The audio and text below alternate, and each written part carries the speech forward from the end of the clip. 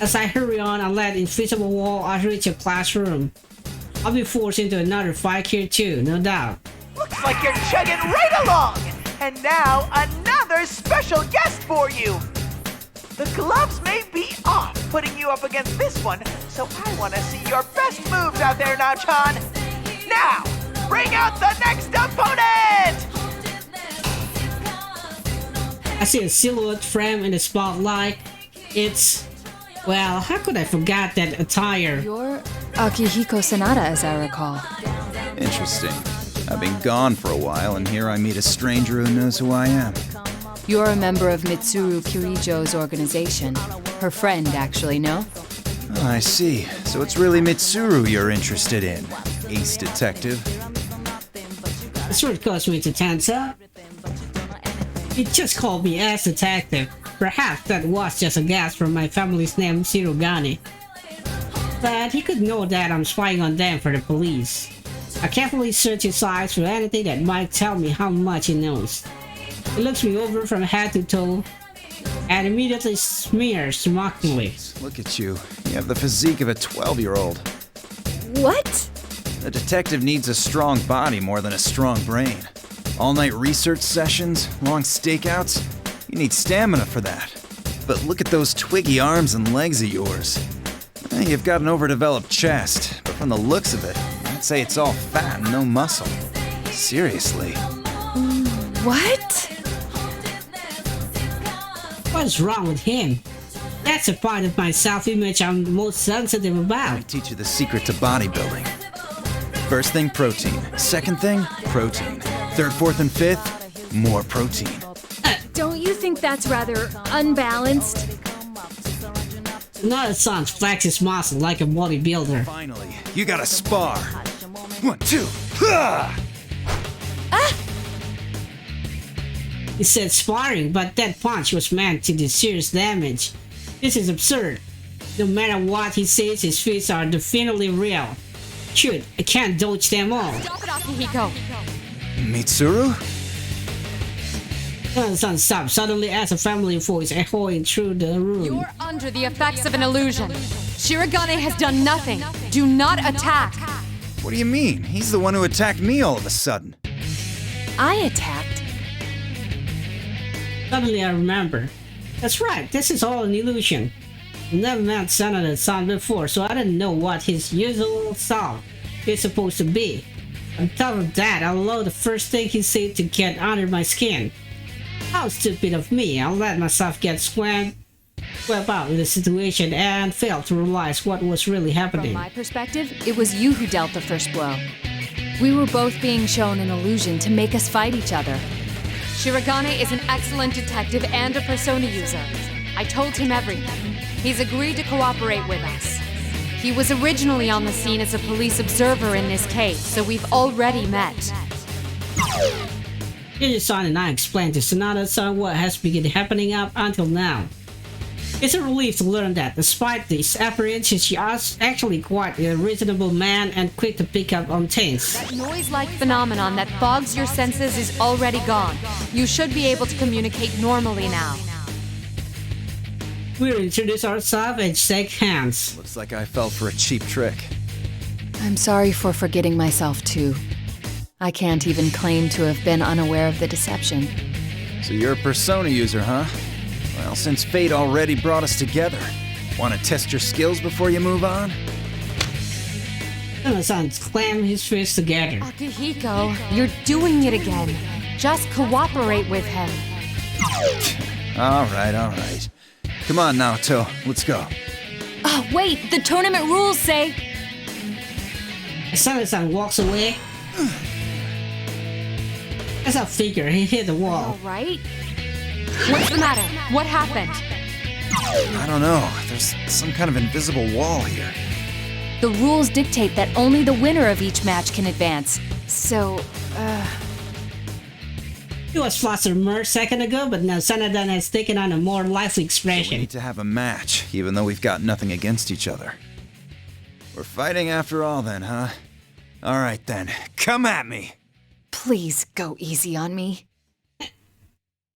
I could almost hear Kirijo-san's sigh in exaggeration.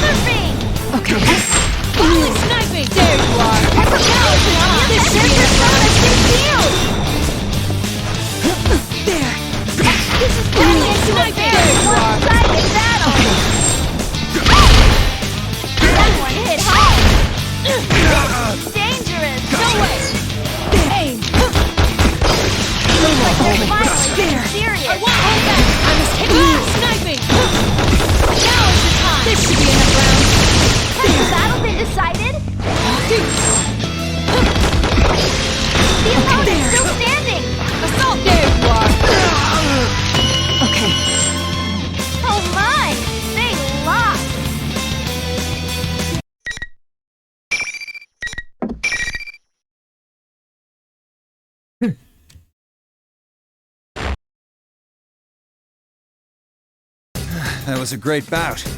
You're good. A bout? What an annoying rule. Wait a second. That reminds me.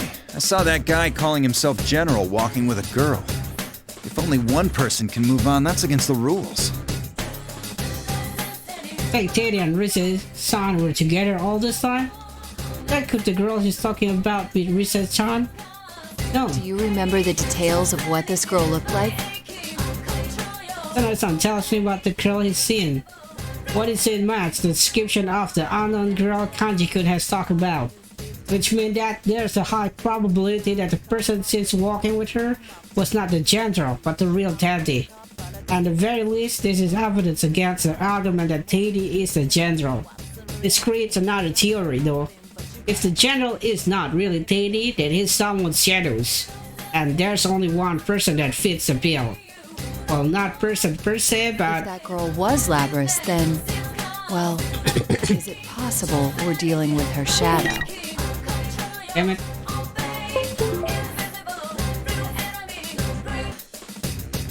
That's right, Labrys. If she has a heart capable of using persona, then it stands to reason that she could create a shadow. In light of how the events of last year played out, it makes perfect sense. She was kidnapped by someone who threw her into the TV world, creating a reflection of her heart.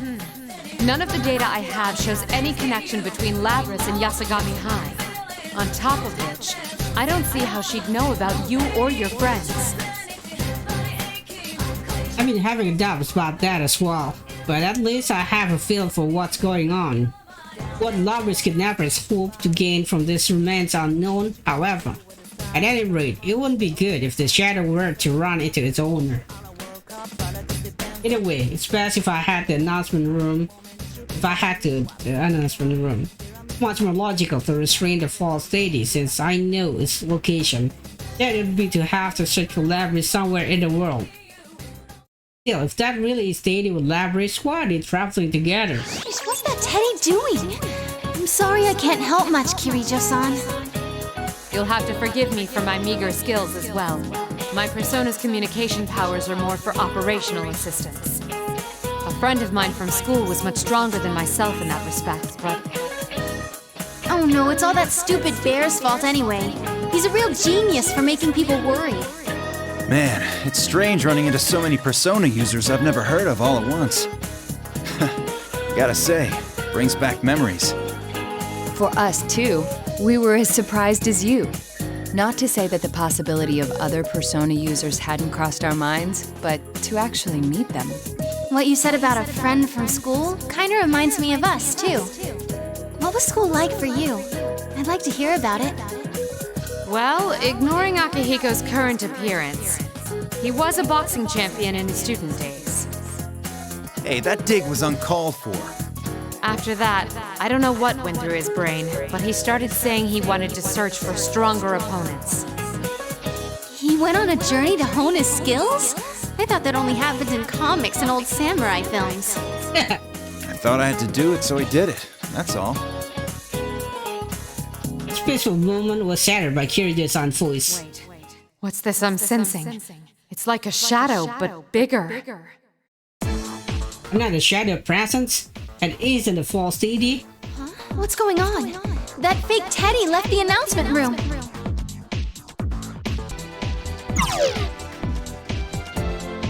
This is San made a report immediately after that. Sana-san and took each other. It looks like the situation is changing. Sana-san moved to me and definitely taking a small bowl and run up. No one watching over her anymore, Risa-san was able to summon her persona. The job of providing support moved from Kirijo-san, who not all of us knew, to Risa-san. Risa-san contacted the rest of us and let us talk to each other for a moment. Risa-chan? Oh, thank God you're safe! Don't worry, the others are here too. We'll rescue you in no time. Wait, why is Naoto here? I can't help but smile as I tell them about the others I had seen so far. They say we're all safe for now. And now that we can communicate, we greatly increase our awareness of the situation and our ability to share information. The general must have known that leaving Rise-san alone would result in this. If he did know but left her anyway, there must have been something major happening. Either that or he no longer has any reason to hide. I hurry on while we share that with what we know. The actual design of this place may differ from the real Yasogami High School, but the general layout appears to be the same. Then, if I climb the stairs and turn the corner, the announcement room should be right there. However, Rise-san calls out a warning before I can get there. Bad news, Naoto-kun! The fake Teddy's back! I'm too late. Huh? What the? Is that the real Teddy? Hey, the real Teddy's here too! He's got some girl with him. I don't know her. The fact that recent communication didn't get cut off on General Teddy's reappearance is somewhat worrisome. But then again, General Teddy doesn't have the time to bother watching Rise-san. After all, if the real Teddy and Labrys are both right there as well, he has more important things to be concerned with. It's confirmed that General Teddy is a fake. It's only natural then go to assume that he is Labrys' shadow in disguise. However, that makes things dangerous. Labrys and her shadow are confronting each other. Rise-san should know the dangers of the situation, but he doesn't know Labrys. He might not realize what the relationship is between the girl and the shadow. I have to warn her. But before I could speak, it happened. What's with that girl? It's starting to get worse. Rise-san! Why can't I communicate with her when we're so close? There's something happening in the announcement room. I ran as fast as I can towards it. As I reach the door, I hear a loud scream from inside.